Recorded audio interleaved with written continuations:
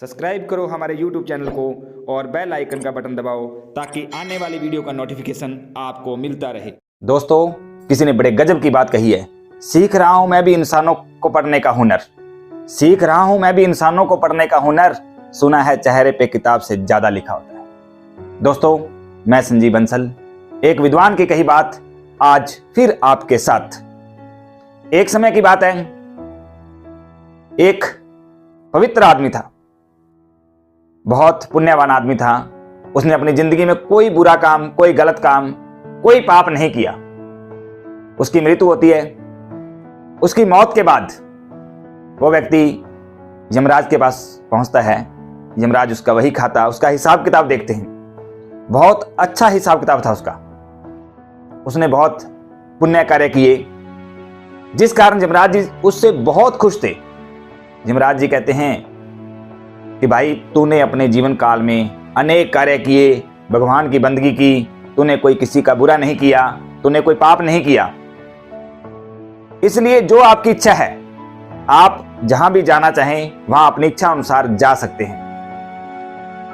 उस व्यक्ति ने यमराज जी से एक इच्छा जाहिर की कि यमराज जी, मैं स्वर्ग और नरक दोनों चीज देखना चाहता हूं कि स्वर्ग में क्या है और नरक में क्या है।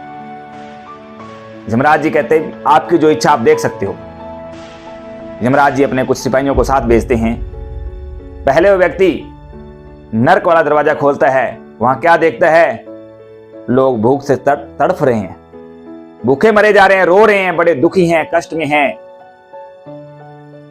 क्या देखते हैं वहां व्यक्ति? वो ये देखता है कि एक बड़ा सा बर्तन पड़ा है जिसके अंदर स्वादिष्ट खीर, उसमें खुशबू आ रही है। और उस बर्तन से निकालने के लिए, खीर निकालने के लिए चम्मच पड़े हैं, बड़े बड़े चम्मच हैं। और वो चम्मच इस तरीके के हैं कि सिर्फ उसके पिछले हिस्से को पकड़ा जा सकता है। चम्मच बहुत बड़े थे और बर्तन से आराम से खीर निकाली जा सकती थी, लेकिन वो खीर नहीं खा पा रहे। तो व्यक्ति दरवाजे को देख के बड़ा दुखी होता है कि वास्तव में नरक की जिंदगी बहुत बुरी है। फिर वो सिपाहियों को कहता है कि मुझे स्वर्ग के दरवाजे पे ले जाओ, जहां स्वर्ग में लोग रहते हैं, मुझे वो देखना है। उसे सिपाही उस व्यक्ति को पकड़ करके साथ ले जा करके स्वर्ग का दरवाजा खोलते हैं। वो क्या देखता है? वो देखता है वहां लोग बड़े खुशी से रह रहे हैं, हंसी मजाक कर रहे हैं। और वही जैसा नरक के अंदर खीर वाला बर्तन पड़ा था बड़ा सा, वैसा ही बर्तन पड़ा है और वैसे ही चम्मच हैं।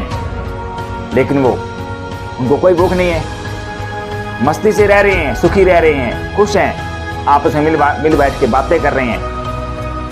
वो आदमी हैरान परेशान, ये बर्तन तो वहां भी पड़ा है, खीर का बर्तन यहां भी है, चम्मच यहां भी पड़े हैं, चम्मच वहां भी पड़े हैं, लेकिन नरक वाले लोग दुखी हैं, भूख मर रहे हैं, और स्वर्ग के अंदर लोग बड़े मजे से रह रहे हैं। उसको बात समझ में नहीं आती।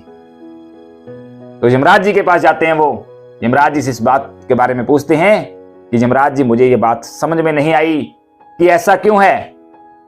दोनों रास्ते तो समान हैं, एक जैसे हैं, लेकिन जो स्वर्ग के अंदर हैं वो लोग बड़े खुश हैं, नरक वाले लोग दुखी हैं और भूख मर रहे हैं। वहां भी खीर और वहां भी खीर है। यमराज जी उसे साथ लेके आते हैं और एक चीज दिखाते हैं और बताते हैं कि जो नरक में लोग बैठे हैं वो उस लंबे चम्मच के कारण खीर खा नहीं पा रहे हैं, क्योंकि वो स्वार्थी हैं, मतलबी थे, उन्होंने कभी दूसरों का भला नहीं किया, इसलिए वो स्वर्ग में नहीं जा पाए, नरक में गए हैं। और जो स्वर्ग के लोग थे वो स्वार्थी नहीं थे, मतलबी नहीं थे। उन्होंने क्या किया? चम्मच लंबे जरूर थे, जिस कारण वो अपने आप उस चम्मच से खीर नहीं खा पा रहे थे, तो उन्होंने उस चम्मच से दूसरे लोगों के मुंह में खीर डालनी शुरू कर दी। वो चम्मच दूसरे लोगों के मुंह तक तो पहुंच सकता था ना। यमराज ने उसको बात समझाई। वो समझ गया कि यदि अपना स्वार्थ छोड़ दें, दूसरों का भला करना सोचना शुरू कर दें, अपने मुंह में भी खीर आएगी, अपने भूखे नहीं मरेंगे और दूसरा भी भूखा नहीं मरेगा। नरक के अंदर उन्हें उस चम्मच से खुद खीर खाने की कोशिश की, लेकिन उसके मुंह तक चम्मच नहीं पहुंच पा रहा था, क्योंकि चम्मच बहुत बड़ा था। स्वार्थवश वो दूसरों को खीर खिला नहीं पा रहे थे, और स्वर्ग वाले लोग बिना स्वार्थ के एक दूसरे को खीर खिला रहे थे और वो सुखी से रह रहे थे। इसलिए दोस्तों, अपना स्वार्थ छोड़िए, अच्छा करिए और अच्छी जिंदगी जिए। धन्यवाद दोस्तों, कल फिर मिलेंगे एक नई कहानी के साथ।